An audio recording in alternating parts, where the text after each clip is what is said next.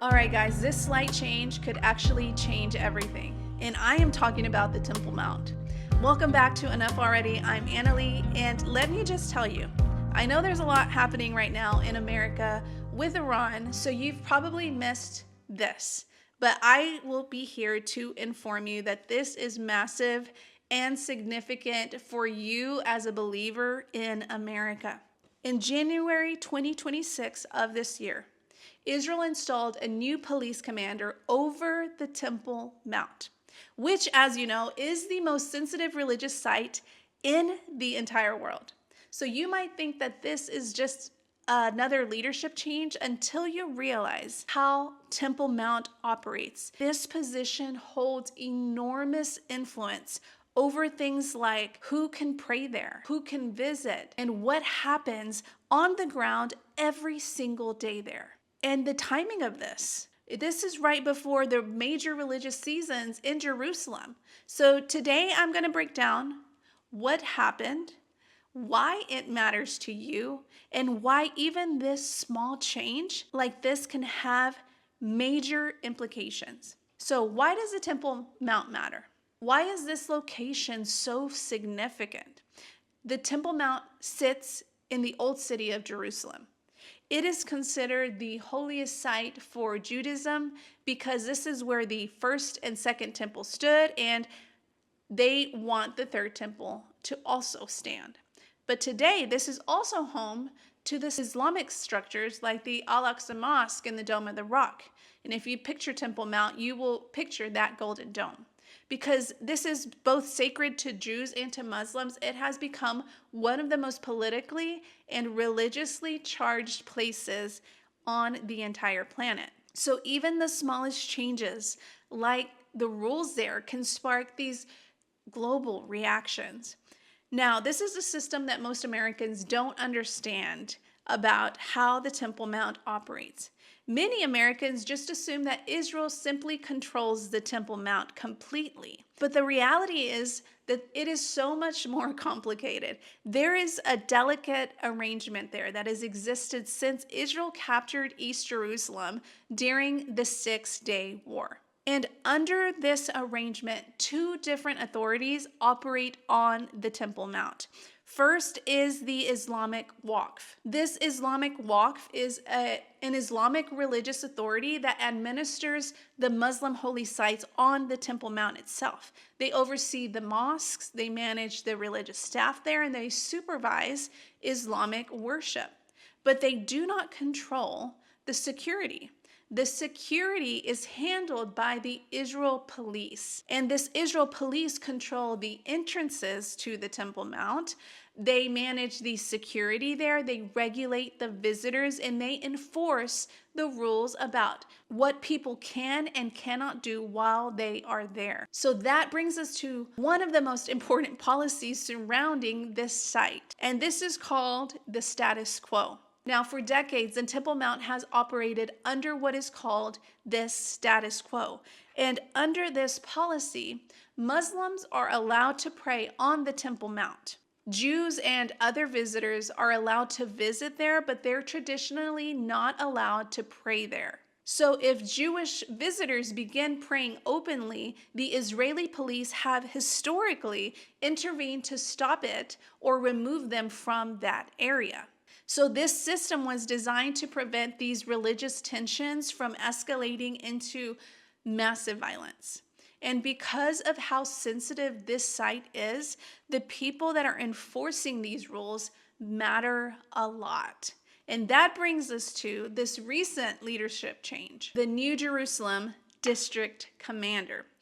In January 2026, Israel installed a New Jerusalem Police Commander, Avshalom Peled. This position is incredibly powerful because the Jerusalem District Commander oversees law enforcement for the entire day. This includes security on the Temple Mount. So in practical terms, this commander helps determine how the rules are enforced. Things like, do police immediately remove someone from praying? Or do they give warnings? Or do they overlook quiet prayer? Those decisions happen on the ground in real time, and they're often come down to the leadership that is overseeing these officers. Now, this appointment was supported by Israel's national security minister, Ben-Gvir, who has been outspoken about expanding Jewish prayer rights on the Temple Mount. And reports say that the minister of national security, this Ben-Gvir, said during the Jerusalem district commander change ceremony that the Temple Mount is ours forever. And add to that, according to the Middle East Monitor, Netanyahu backs Ben-Gvir's push for Jewish prayer at Haram al-Sharif, aka the Temple Mount. Why this timing matters. Another reason this leadership change has caught attention is because of its timing. It happened just before these religious seasons like Ramadan and the Passover. Events like the Passover and Ramadan and other religious observances bring massive crowds to the old city. And during these periods, tensions around the Temple Mount are often at their highest. So installing a new commander right before these seasons means that the person who is overseeing security during these moments could influence how sensitive situations are handled. Even subtle differences in enforcement can shape what happens there.